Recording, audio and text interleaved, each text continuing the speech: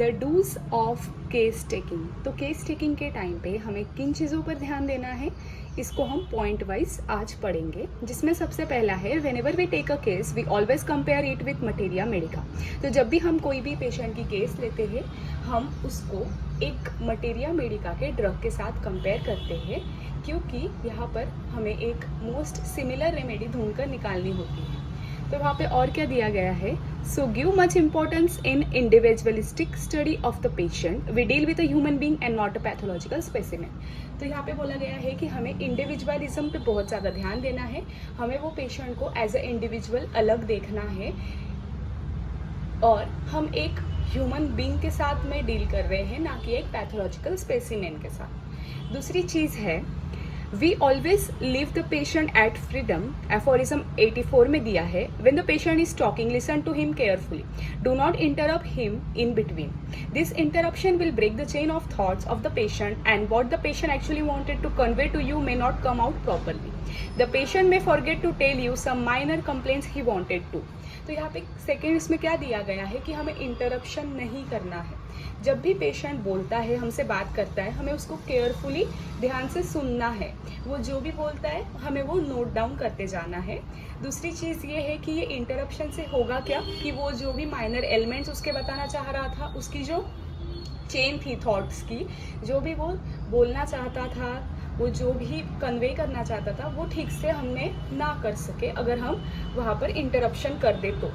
तीसरा है, note down every detail told by the patient in detail in his own expression which helps in understanding the sensation of patient. Request him to talk slowly. तो जब भी हम ये note down करेंगे, हम patient को बोलेंगे कि आप धीरे बात कीजिए, स्लोली बात कीजिए, अपनी कंप्लेंट्स को धीरे धीरे करके बताइए, ताकि वहाँ पे हमें टाइम मिल सके और हम हर एक चीज़ को डिटेल में लिख सके। इसी के साथ उसके एक्सप्रेशन क्या है, उसके सेंसेशन कैसे है पेशेंट्स के, वो जैसे बताता है हमें उसी लैंग्वेज में वहाँ पर लिखना है, मतलब कि कोई भी चीज़ का मीनिंग चेंज ना हो। Next, leave a space between one symptom to the other so that you can fill it up later. तो कभी भी क्या करना है, जब भी पेशेंट कोई भी दो सिम्टम बताएगा, हमें पहले और दूसरे सिम्टम के बीच में थोड़ी स्पेस को छोड़ना है, क्योंकि कभी कभी क्या होता है कि उस पेशेंट को उस सिम्टम से रिलेटेड कोई बात बाद में याद आती है, तो हमें वहाँ पर मेसअप ना हो, इसीलिए हम थोड़ी जगह वहाँ पे छोड़ते जाएंगे।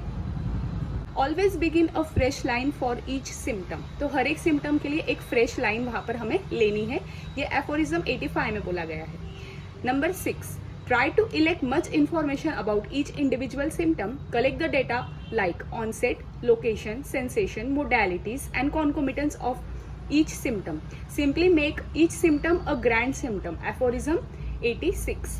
तो नंबर 6 में हमें बताया गया है यहाँ पे कि जब भी पेशेंट हमें कोई भी इंफॉर्मेशन देता है अपने सिम्टम से रिलेटेड, वहाँ पे हमें हर एक इंडिविजुअल सिम्टम्स को उसके ऑनसेट, लोकेशन, सेंसेशन, मोडेलिटी और कॉन्कोमिटेंट के हिसाब से लिखना है।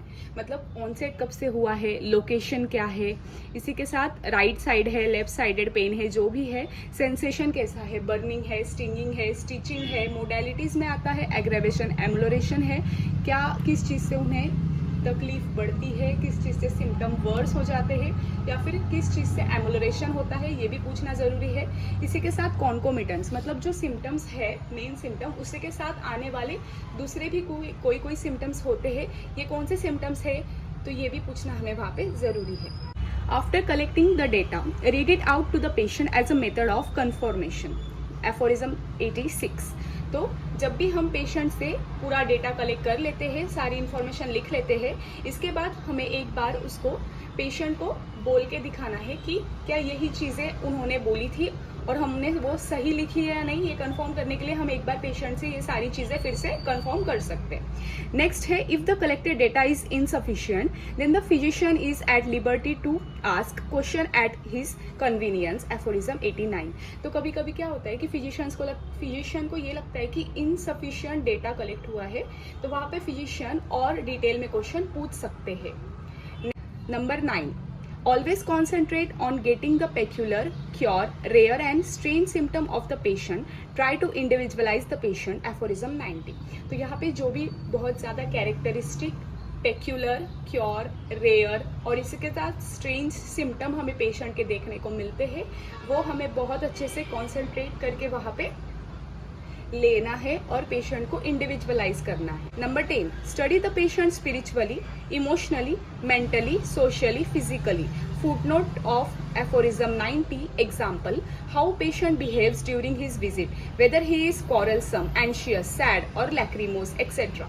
तो यहाँ पे हमें ये भी देखना ज़रूरी है कि पेशेंट स्पिरिचुअली कैसा है, इमोशनली कैसा है, मेंटली, सोशली उसके सोशल रिलेशनशिप्स कैसे है, फिजिकली वो कैसा दिखता है या कोई एबनॉर्मलिटी अगर हमें वहाँ पे देखने को मिलती है तो वह हमें नोट डाउन करना है। इसी के साथ जब भी वो हमारे क्लिनिक में आता है या जब भी वो हमें विजिट करता है वो कैसे बिहेव करता है, वो बहुत ज़्यादा झगड़े वाला है या बहुत ज़्यादा कॉरलसम है, बहुत ज़्यादा डर जाता है, एंशियस हो जाता है, सैड है, रैक्रिमोस है, जल्दी रो देता है, तो ये सारी चीज़ें हमें वहाँ पे देखना बहुत ज़रूरी है। Next, give attention to the patient's personal detail, what is so peculiar to about him, aphorism 90 example, his dressing pattern, sitting posture etcetera. तो वहाँ पे हमें ये भी देखना ज़रूरी है कि पेशेंट का जो भी बैठने का तरीका है, जैसे वो बोलता है, जैसे वो ड्रेसिंग पैटर्न उसका है, तो ये सारी चीज़ों पर भी एक फिजिशियन को कीन ऑब्जर्वेशन रखना ज़रूरी होता है। Always give importance to symptom observed by the physician than the symptom told by patient and his attendants, because patient and his attendants can alter the symptom for many reasons. Footnote of aphorism 90। तो aphorism 90 के footnote में क्या दिया है कि जब भी patient या उसके साथ आने वाले जो अटेंडेंट्स होते हैं, फैमिली होती है या जो भी फ्रेंड्स होते हैं, वो जो भी सिम्टम हमें बताते हैं उससे ज़्यादा इम्पोर्टेंस हमें यहाँ पे फिजिशियन के ऑब्जर्वेशन को देना है, क्योंकि कई रीजंस की वजह से पेशेंट या उसके साथ आने वाले जो लोग होते हैं वो उस सिम्टम को चेंज कर देते हैं। आगे हमें क्या करना है केस टेकिंग में, तो यहाँ पे कहा गया है कि आपको पर्सनल हिस्ट्री कलेक्ट करनी है, उसकी हैबिट्स, उसके relationships, treatment and medicinal history like treatment by any other physician before and medicine prescribe by them will provide some hints in prescription. Aphorism 91 में दिया है कि पेशेंट की मेडिसिनल हिस्ट्री लेना भी ज़रूरी है, उसके हैबिट्स, रिलेशनशिप भी देखना ज़रूरी है, वो भी लेना ज़रूरी है। हमारे केस टेकिंग में ये बहुत इंपॉर्टेंट होता है। इसी के साथ if the patient is under some allopathic या antipathic treatment, the symptom narrated by patient are not the whole picture of disease. This is because the medicine has removed or suppress chief symptom of the patient. Example, history of any palliation, suppression and overdose of disease, hypersensitivity to any drugs. तो यहाँ पे ये भी बोला गया है अगर patient किसी एंटीपैथी या एलोपैथी ट्रीटमेंट के अंडर होता है तो वहाँ पे चीफ सिम्टम या तो निकल जाते हैं या तो सप्रेस हो जाते हैं, इसी वजह से पूरा पिक्चर हमें वहाँ पे देखने को नहीं मिलता है। या कभी कभी पैलिएशन की हिस्ट्री हो सकती है, सप्रेशन की हो सकती है, ओवरडोज ऑफ ड्रग्स हो सकता है, या पेशेंट जो है वो हाइपर सेंसिटिव हो सकता है किसी ड्रग्स को लेकर। नेक्स्ट है, only in the case of infants unconscious patient we can rely on the symptom narrated by the attendants like mother, parents और फ्रेंड्स। तो जब भी हमें केस टेकिंग लेनी है इन्फेंट्स में या अनकॉन्शियस पेशेंट्स में, वहाँ पर ही हमें ज़्यादा ध्यान देना है जो मदर, पेरेंट्स या फ्रेंड्स जो भी सिम्टम बताते हैं उन चीज़ों पर। Always try to prescribe for the acute attack and the symptom related to it, says Kent. Even in chronic cases, as if any acute exacerbation comes, treat it first and the symptom of chronic case will dealt later. It is always easy to sketch the picture of acute attack. तो जब भी patient chronic case के साथ acute एक्सरबेशन के साथ आता है तो हमें पहले एक्यूट जो कंडीशन है उसको ठीक करना है, क्योंकि वो जो है वो पिक्चर एक्यूट केस का सिंपल होता है पेशेंट के लिए हमें बताने के लिए। पेशेंट इजीली हमें सारे सिम्टम एक्यूट केस के बता देता है। This is because all the changes in the patient's body are very fresh in the memory of the patient. तो पेशेंट को याद होता है सारे चेंजेस, सारे symptoms. Even the physician can notice the symptom picture easily. The symptom of the disease are more prominent and easily expressible.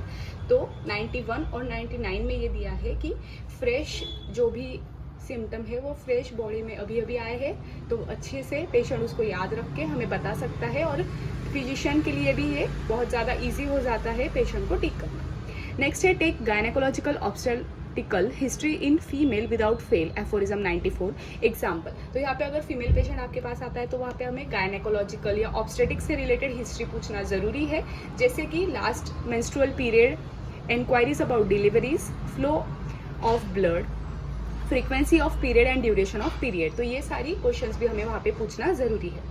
Always be alert from the hypochondriac and hypersensitive patient. Hypochondriac are the patient who exaggerate their symptom in vivid colors. They think that the physician will prescribe a powerful remedy. Aphorism number 96 में दिया है कि ये जो hypochondriac patient होते हैं वो अपनी डिसीज को बहुत ज़्यादा बड़ा चढ़ा के बोलते हैं, एग्जैगरेट फॉर्म में बोलते हैं. और ये ऐसा क्यों करते हैं? ताकि उन्हें ऐसे लगता है कि अगर हम ऐसा करेंगे तो जो फिजिशियन है वो हमें कोई पावरफुल दवाई देके ठीक कर दे. They may be present in imaginary symptom, तो वहाँ पे इमेजिनरी सिम्टम भी देखने को मिल सकते हैं because they are much worried about the imaginary diseases. तो वो इमेजिनरी चीज़ों पर भी ज़्यादा वहाँ पे कॉन्सेंट्रेट करते हैं hypochondriac patient. It was believe that this people have their symptom in abdomen, hence name hypochondriac. तो पहले ऐसा था कि ऐसा बिलीव किया जाता था कि इन लोगों को मोस्टली एब्डोमेन से रिलेटेड प्रॉब्लम आती है, इसीलिए इन लोगों को हाइपोकॉन्ड्रियक बोलते हैं. The other group is hypersensitive patient. They exaggerate even minor problem as of much suffering या great suffering because they cannot bear even slightest suffering, hence explain their pain in dramatic way. The hypochondriac patient जो होते हैं वो imaginary symptom बताते हैं और जो hyper sensitive होते हैं वो माइन्यूएस्ट जो भी एकदम छोटा सा सिम्टम है उसको एग्जैगरेट करके बताते हैं. तो यहाँ पे ये दिया गया है कि दूसरे जो होते हैं दूसरे ग्रुप ऑफ पीपल वो है हाइपर सेंसिटिव, तो वो माइनर प्रॉब्लम को बहुत ज़्यादा ग्रेट सफरिंग हो रही है ऐसा दिखाने का हमें वहाँ पे ट्राई करते हैं. Other group of people are called feigners who falsely act as sick in the order to obtain some gain. तो कोई होते हैं जो सीक ना होने पर भी खुद को सीक दिखाते हैं, तो उनको फिगनर्स बोलते हैं. Next, also try to rule out the indolence patient. This patient are those who do not explain their suffering properly either due to false modesty और because of dull and sluggish nature and weakness of mind. Aphorism 97 में indolent patient के बारे में दिया है. तो ये एकदम से जो हाइपोकॉन्ड्रियक है उनसे एकदम अपोजिट होते हैं. ये कुछ बताते ही नहीं है, ज़्यादा सिम्टम खुद के बताते नहीं है. या तो ये डल स्लगिश नेचर के हो सकते हैं या वीकनेस ऑफ माइंड इनका एक रीज़न हो सकता है कम सिम्टम बताने की वजह. नेक्स्ट है 19, write down every symptom told by the patient in his own language. तो ओन लैंग्वेज में हमें वहाँ पर लिखना है. The very own expression of the patient should not change. Aphorism 84. This indicate the subjective symptom of the patient which is very useful for homeopathic prescription. Aphorism 98. तो यहाँ पे क्या बोला गया है कि पेशेंट जिस तरह जो लैंग्वेज में बोलता है हमें वैसा का वैसा वहाँ लिखना है, उसका मीनिंग चेंज नहीं होना चाहिए. और इसी के साथ यही चीज़ें हमें होम्योपैथिक प्रिस्क्रिप्शन में बहुत ज़्यादा हेल्पफुल होती है. वहाँ पे पेशेंट जो भी बोलता है उन चीज़ों में हमें ज़्यादा भी इन्वॉल्व नहीं होना है, लेकिन वहाँ पे ऐसे भी नहीं करना है कि जो पेशेंट बोल रहा है वो हमें सुनना ही नहीं है और उसे ऐसा नहीं लगना चाहिए कि वो एक दीवार से बात कर रहा है या फिर फिजिशियन उसका मजाक उड़ा रहा है. Friendly approach towards the patient is the key success in homeopathic practice. तो अगर फिजिशियन का नेचर फ्रेंडली हो तो यहाँ पे पेशेंट जो है वो सारी सिम्टम अच्छे से बता देता है बिना कोई हेजिटेशन के, बिना कोई हिचकिचाहट. वो सारी कंप्लेंट पेशेंट फिजिशियन को बताने में हेल्प करता है और इसी के साथ हमें वहाँ पे ट्रू पर्सनैलिटी पेशेंट की समझने को मिलती है. नेक्स्ट है the question we ask must be simple and easily understandable. तो जो भी फिजिशियन क्वेश्चन पूछता है वो सिंपल और इजीली अंडरस्टैंडेबल होना चाहिए. Some patients feel free in writing down their symptom than expressing in front of the physician. If such thing is seen या observed, encourage him to do so. तो physician ने अगर ये देखा कि पेशेंट लिखकर अपनी सारी कंप्लेन अच्छी तरीके से एक्सप्रेस कर सकता है तो वहाँ पे उसे हमें एंकरेज करना है. अगली चीज़ जो फिजिशियन को करनी है तो वो है कि हमें वहाँ पे रिकॉर्ड करना है हर एक सिम्टम को और उसको मेंटेन करके रखना है ताकि आगे चल के जब भी पेशेंट हमारे पास आए तो हमें क्या सिम्टम्स थे, क्या चेंजेस आए हैं, हमने पहले क्या दवाई दी थी, क्या पोटेंसी दी थी, ये सारी चीज़ें हमें वहाँ पर नोट डाउन करनी है और उस चीज़ को एक रिकॉर्ड बना के अच्छी तरीके से रखना है. Try to collect all the symptom the patient is having. सारे सिम्टम जो भी पेशेंट के पास है हमें सारे कलेक्ट करना है. Doctor Garth Boericke says the more the symptom the better will be the prescription. तो गर्थ सर जो थे उन्होंने बोला था कि जितने ज़्यादा सिम्टम रहेंगे उतना ही प्रिस्क्रिप्शन जो है वो बेहतर बन सकता है. तो ये था हमारा topic the dos of case taking. Next topic जो मैं अभी 1-2 दिन में अपलोड करूँगी वो है the don'ts of case taking. Please stay tune. Thank you.